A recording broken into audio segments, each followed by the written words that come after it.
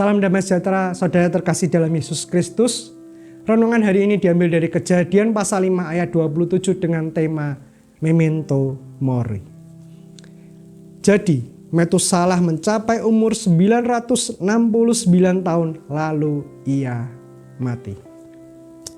Mbah Goto yang hidup di Dusun Segeran, Desa Cemeng, Sambung Macan Sragen kini hidup bersama cucunya Suryanto yang berusia 50-an tahun.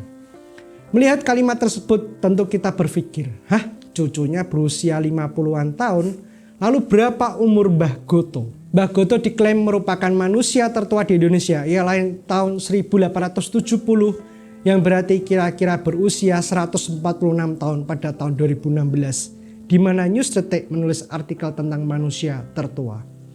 Kita sering mendengar kalimat bahwa orang-orang zaman dahulu itu berumur panjang-panjang daripada orang zaman sekarang. Dan itulah harapan setiap manusia di setiap ulang tahun. Kiranya berumur panjang.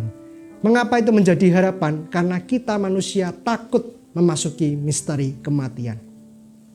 Dan sekarang kita ini telah membaca deretan nama tokoh perjanjian lama yang dimulai dari Adam beserta para keturunannya. Juga catatan beberapa lama mereka hidup di dunia ini. Mungkin terasa membosankan bagi sebagian orang. Namun entah mengapa, saya tertarik mencermati rata-rata usia mereka yang cukup banyak menyentuh usia 900 tahun lebih. Dimulai dari Adam dan Set, lantas berturut-turut ada Enos, Kenan, Yared, dan Metusalah yang menjadi manusia tertua berumur 969 tahun. Menariknya, di antara nama-nama yang tertulis pada Kejadian 5, kecuali Henokh yang dicatat tidak mengalami kematian karena diangkat oleh Allah pada usia 365 tahun, ayat 23-24. Pada akhir dari penyebutan usia mereka ada pula catatan lalu ia mati.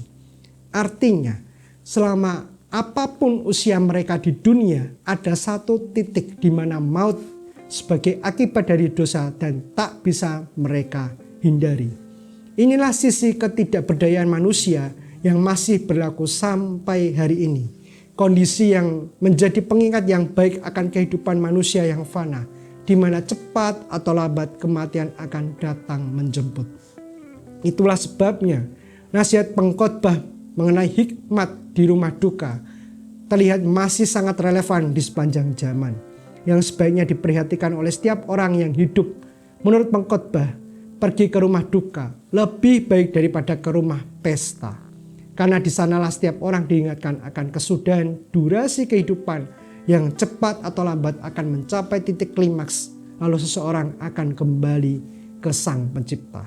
Setiap manusia akan menemui titik akhir hidupnya. Tetapi orang berhikmat tahu cara memaksimalkan hidup yang Tuhan beri. Amin.